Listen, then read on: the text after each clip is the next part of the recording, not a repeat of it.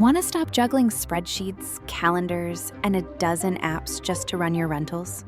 Logify makes it easy. It's an all-in-one toolkit for hosts. Build a direct booking website, automate guest messaging, and keep all your channels in sync. Running your rental business your way has never been simpler. And for Good Morning Hospitality listeners, you can get 20% off any yearly plan with code GMH20. Just check the link in the show notes to get started today. Welcome to Good Morning Hospitality, your one-stop shop for the latest news, noteworthy trends, and thought-provoking discussions across the industry. From hotels and short-term rentals to all things travel and hospitality, you'll find each episode equips you with the information that you need to start your week. Join us on Good Morning Hospitality every Monday, wherever you get your podcasts. Good morning. Good morning. How are you, Leo? Good morning, my friend. I'm very well. How the devil are you? I'm very good too. Really, really good. Sun shining. Good weather in Annecy. Sun is out for the first time in a while.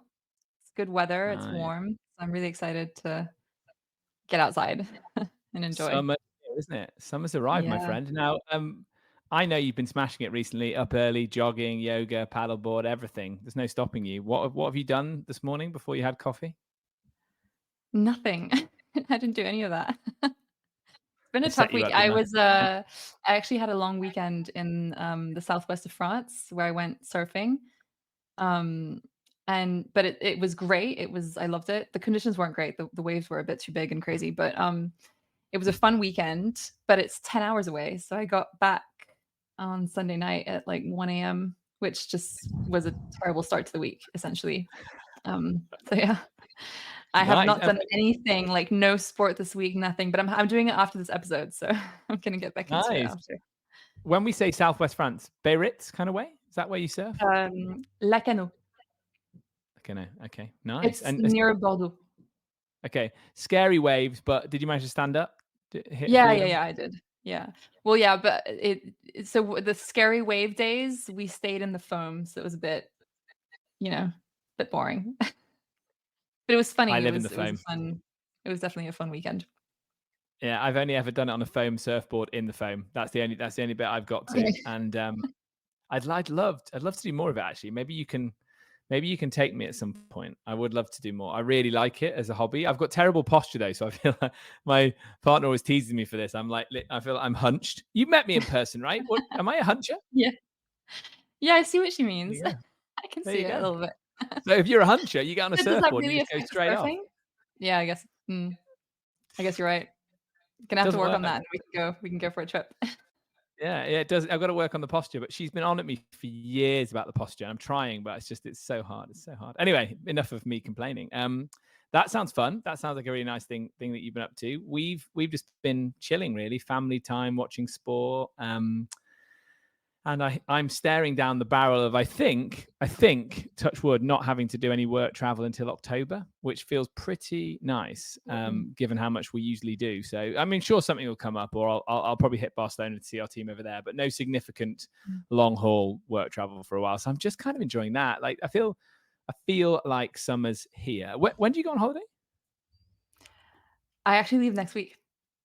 Oh, nice. Remind me where you're going. Brittany. I'm staying in France. Yeah, but I'm going to go kite surfing. So very sensible. Staying in a vacation rental? Grandparents. Nice. Yeah.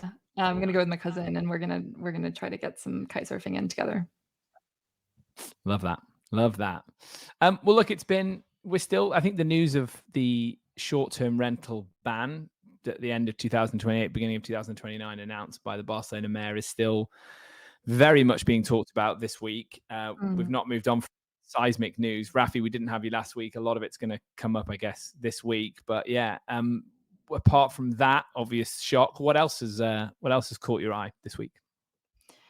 Yeah, so there's an announcement that Hostaway is launching a dynamic pricing tool for property managers. It's really interesting. They're basically saying that you have the potential to earn 10 to 40% more revenue per listing with this tool.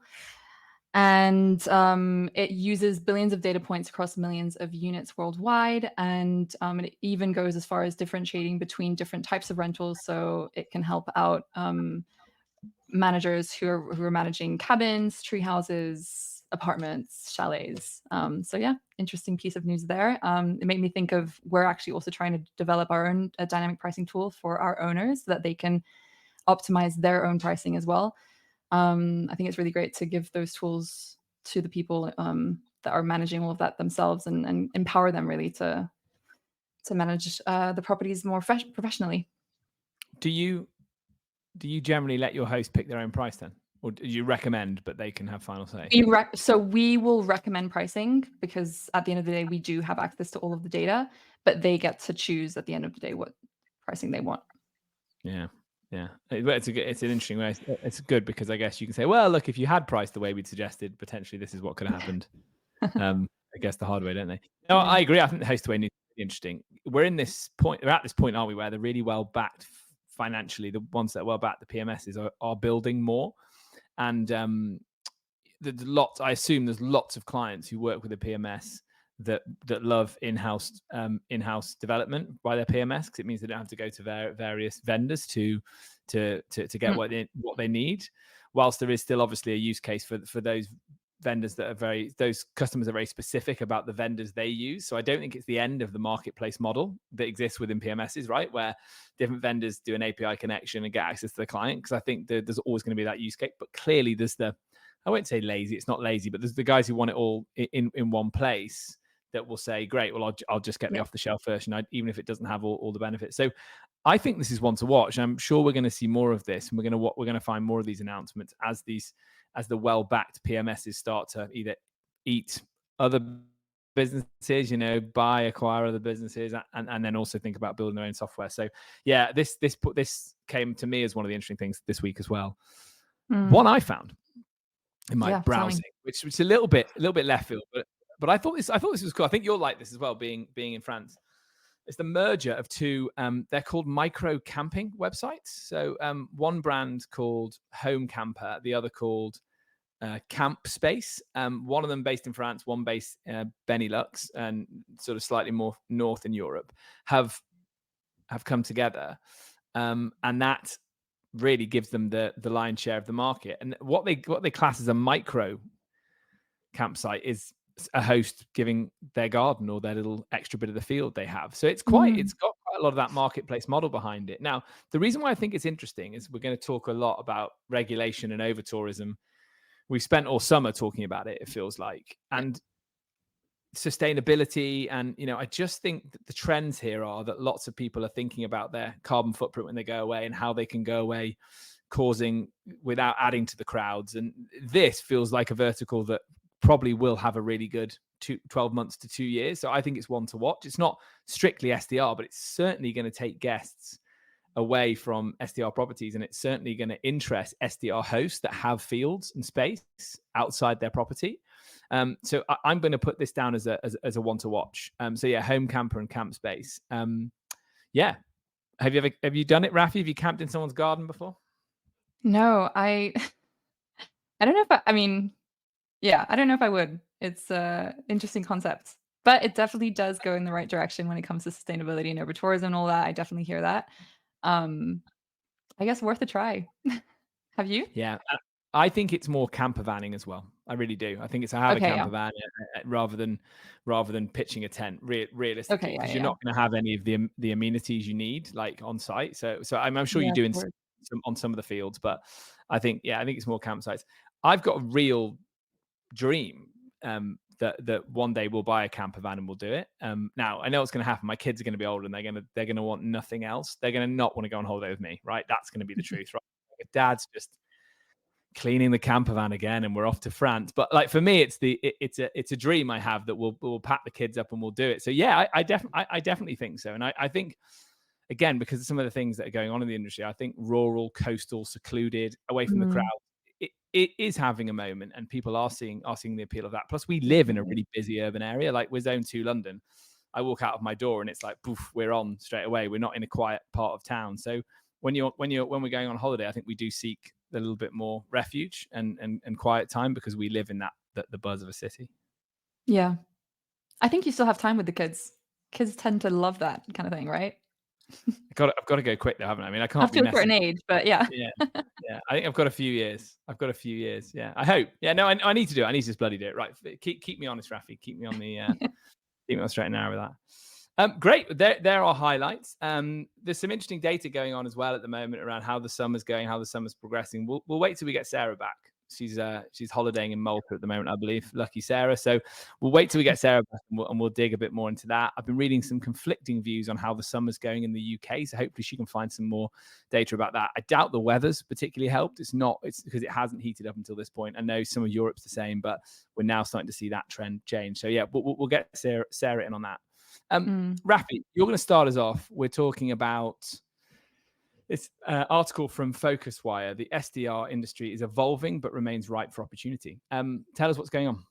Yeah, so this was actually a panel that happened during the FocusWire conference in Europe, and essentially they were talking about sort of the challenges that we're facing, but within those challenges there are opportunities out there for our industry. So in terms of challenges, we have high interest rates currently, plus increased regulations, which is having an effect on supply. And also some owners, are finding it difficult to sell properties that they own due to also these increased interest rates, which could be an opportunity for us actually to try and sell them on the idea of creating a short-term rental out of this property that they're not using. But overall, what we're seeing is there's a projected growth in gross bookings, which are projected to reach $203 billion this year. So definitely opportunities here. In terms of the opportunities that were discussed, as a general overview, there is standardization in our industry whilst also maintaining the unique experience for guests. I know that we talked about this in a previous episode a couple of weeks ago, but I always find it a really interesting topic. There are things that still need to be put in place in our industry, which are necessary and that will not necessarily affect the unique experience for the guests, which I know that is still very much valued in our industry. Things like the star system, we don't really have any standardized star system, just like the hotel industry. Also, sustainability standards need to be put in place. And yeah, just generally higher professionalization in our industry and putting more emphasis on amenities and just basically ensuring that whilst we know that our guests want something more unique as opposed to what they would find in hotels, we also need to make sure that they know what to expect when they're staying in a short-term rental industry, and that there aren't any bad surprises. So I think that that's something that we all still need to really work on in this industry. Another opportunity would be owner support and consulting. So someone in the panel was saying that actually, we're not really placing enough focus on empowering owners to provide a more professional service. So offering consulting for owners on how to optimize their rentals, providing dynamic pricing tools, educating them on aspects of the industry that could really help them optimize the performance. All of these things are things that we can probably do better at as well. I found that interesting. I haven't really heard much about that angle in terms of how we can improve as an industry. So I'd like to get your thoughts on that one afterwards, Leo, whether or not you think that we're doing more, if we're doing enough for owners currently. Be interested. The other opportunity is diversification and niche markets. So the regulations, over tourism, climate change, all of that means that there is going to be an increased interest for areas off the beaten track. So like you were saying, more coastal and rural areas, plenty of opportunities to offer accommodation there. And then themed properties. I mean, we're seeing, all the tree houses and the camping, all of those different things. Themed properties are definitely going to be coming in more and more. And we're definitely seeing as well an expanding market in terms of types of properties. So properties that fall in between traditional hotels and short-term rentals, but also that are, more midterm stays. There are blurred lines that are happening also between, our industry, the long-term rental industry or the long-term rentals, and also our industry and the hotel industry. And finally, flexible booking policies. I think we can probably do more when it comes to flexible cancellations. I'm thinking much more about our niche product. So larger, higher end properties, not necessarily chalets, but all types of properties that are more higher end. I think the cancellation policies there are still quite strict, and definitely opportunities there to expand that. I think that's right on the cancellation point.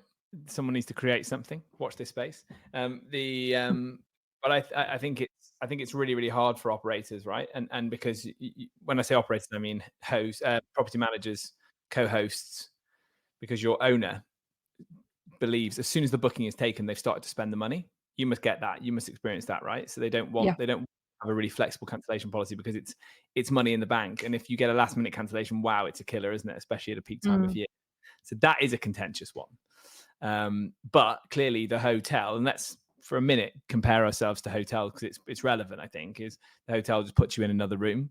Worst case, puts you in a hotel around the corner. But realistically, it's a hotel room. But the uniqueness point, people fall in love with the property that they've booked. So if they get cancelled on by the owner, it's very disappointing. And if they cancel for the owner's point, it's very disappointing for them. So I obviously got my start in vacation rental at One Fine Stay. I've mentioned this before, 2011, 2012, and it was last minute relocations, doorstep relocations, and cancellations were we had a whole team of people trying to work on them. They were such a pain, and it just kills your ability to get consistent 5-star reviews, deliver that top level of service. So let's go back to this idea that there's opportunity in short-term rentals. The market's going to continue to grow, right? Globally, there's a wobble going on. People aren't spending as much money potentially, but the economy will pick up. This industry is set to grow in size, of course. I do think the property manager that can and host that continually focuses on making their properties as unique as possible, stands out against the competition, is going to get more bookings in this market, because there is, I think, even when the demand comes back, the supply, I think we're always going to be slightly for the next couple of years, slightly further ahead in supply than we are with demand. And therefore you have to do something to stand out. Whether you are a local operator, whether you're an individual host, or whether you're a global brand or a national property management brand. But keeping those guests is challenging when they've come to something that's unique and high end, and then you forget the towels. And so what goes alongside unique property is a high level of service.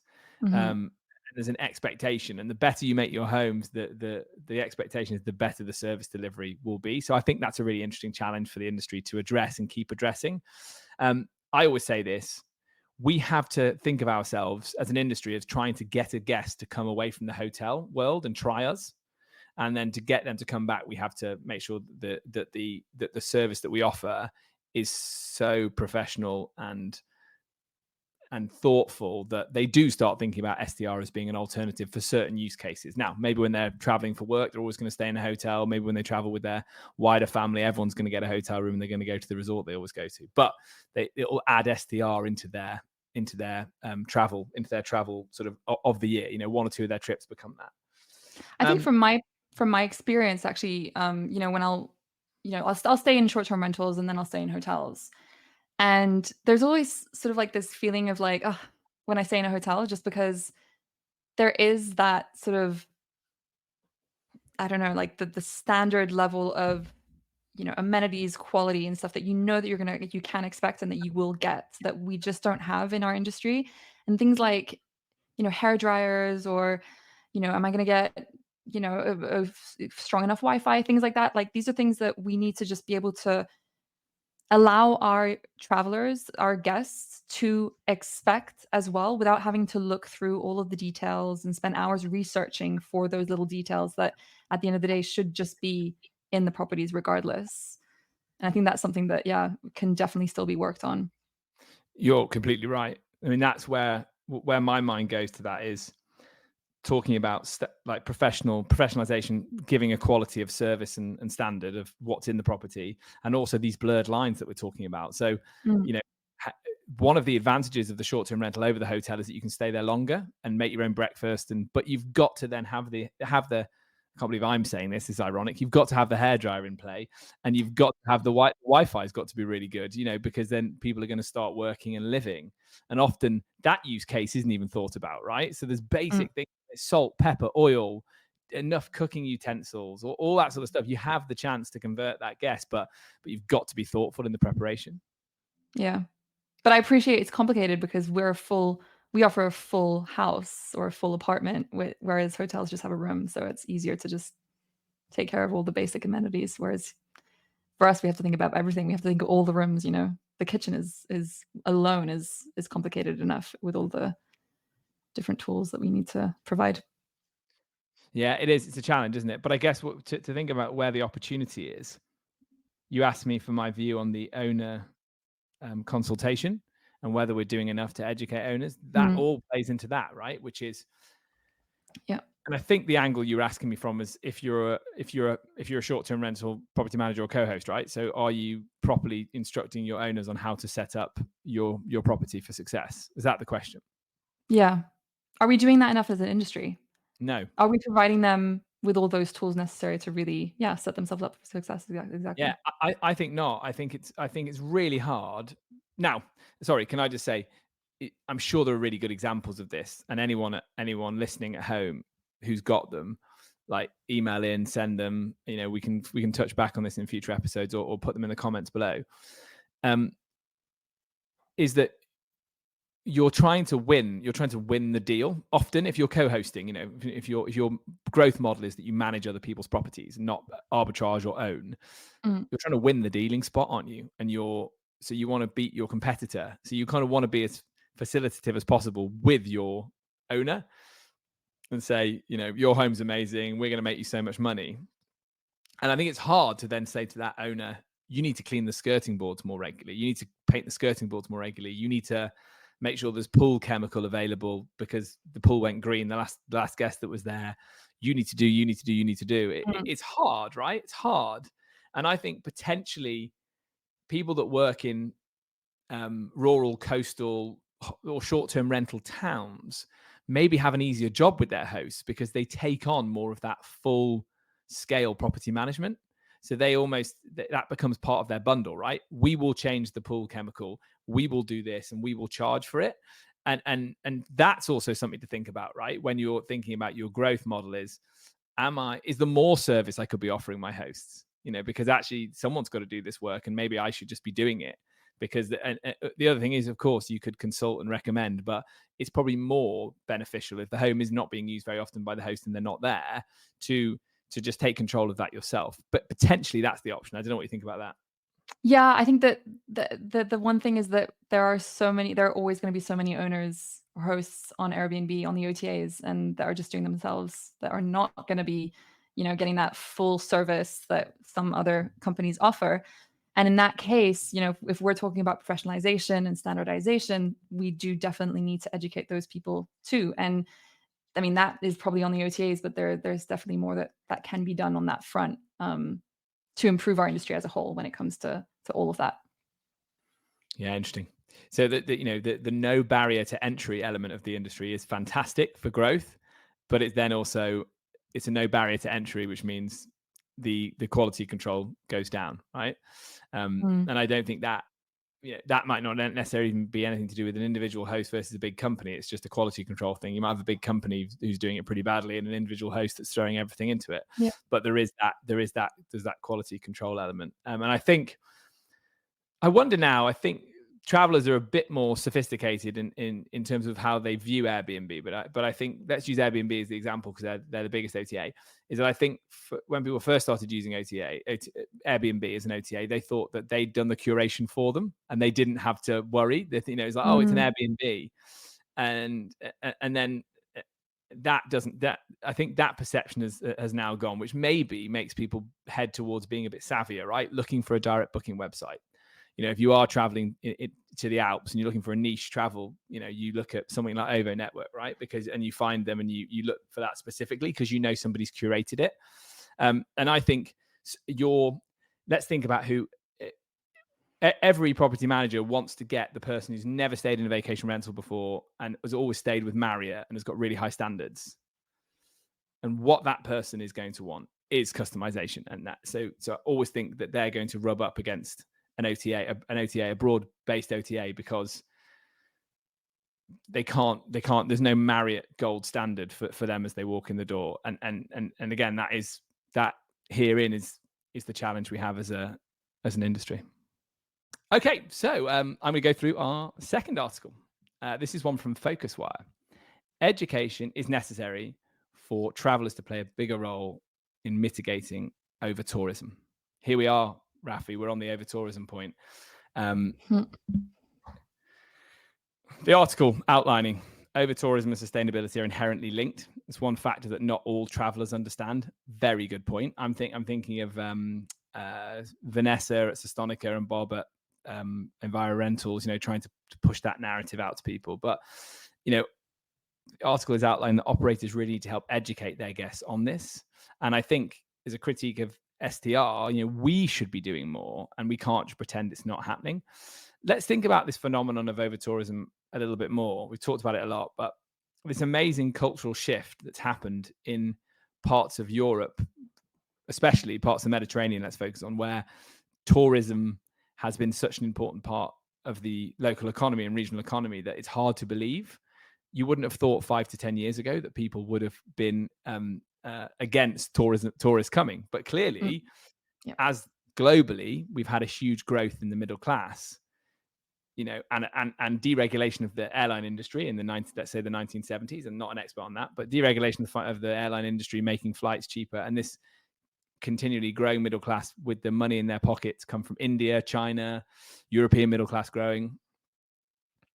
We seem to have reached potentially every summer now, it comes up time and time again. We seem to have reached a pinch point. It's hard to believe that we're only 4 years out of COVID, 3 or 4 years out of COVID, where no one was going anywhere. And already we've hit this point where people are anti-tourists. And it's talking about, this article's talking about how, as travelers and as operators, we need to be sort of trying to de-seasonalize our markets somewhat.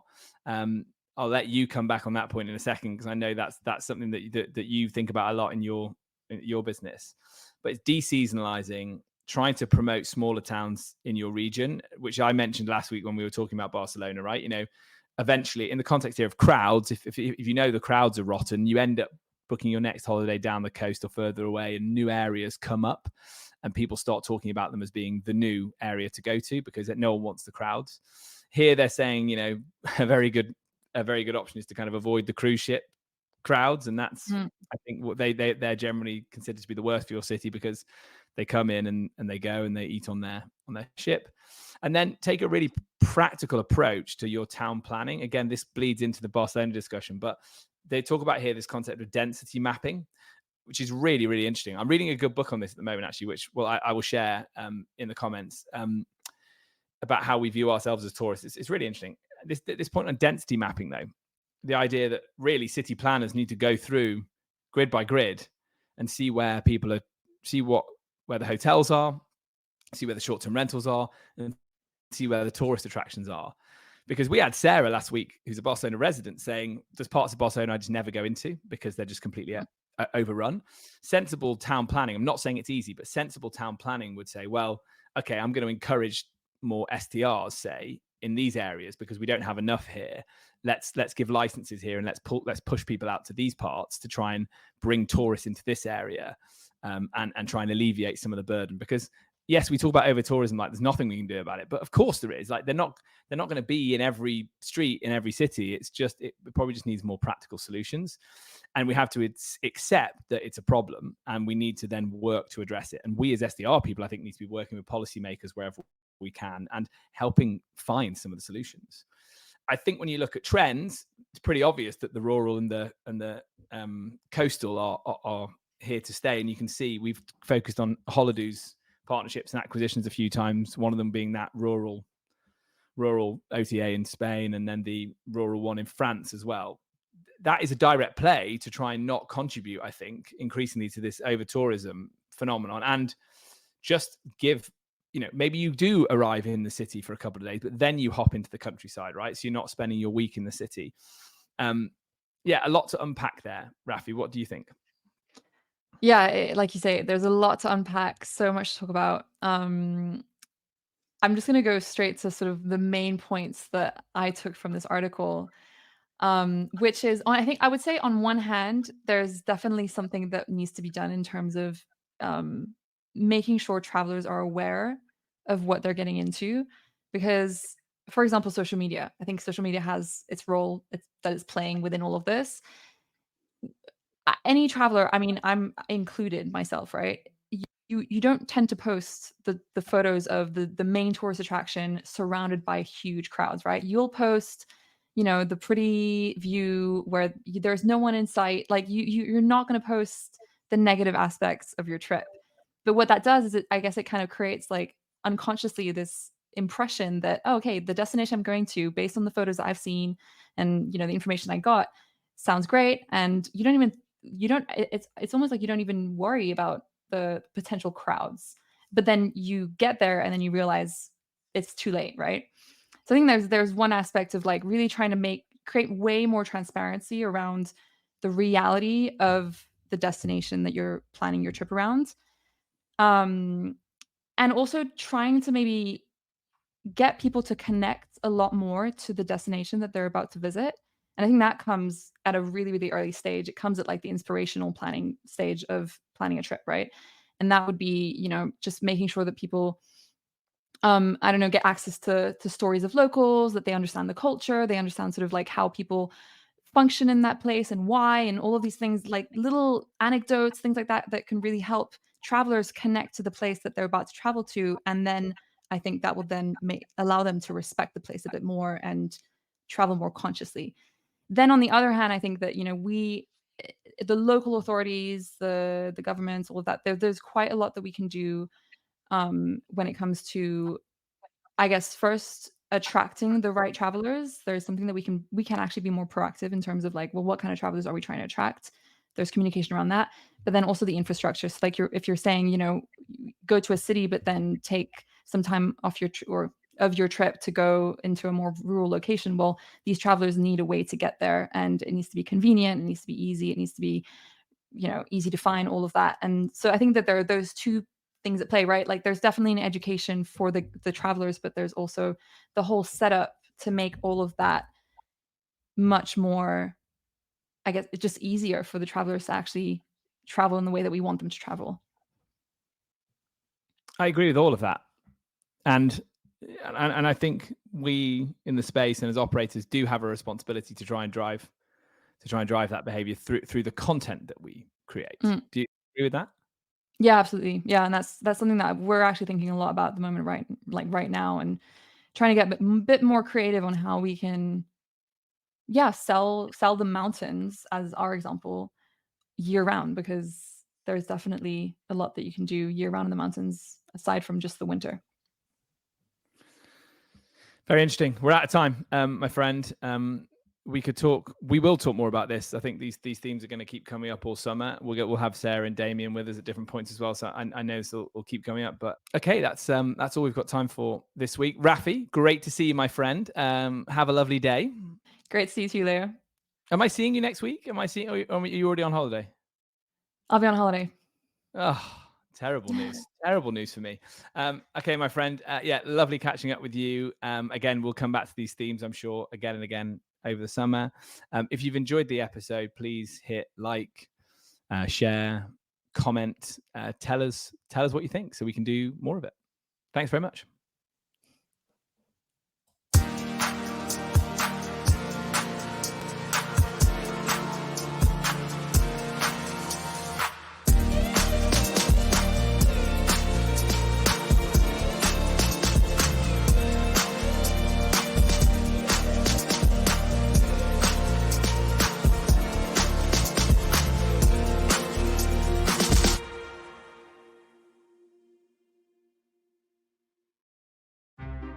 Want to stop juggling spreadsheets, calendars, and a dozen apps just to run your rentals?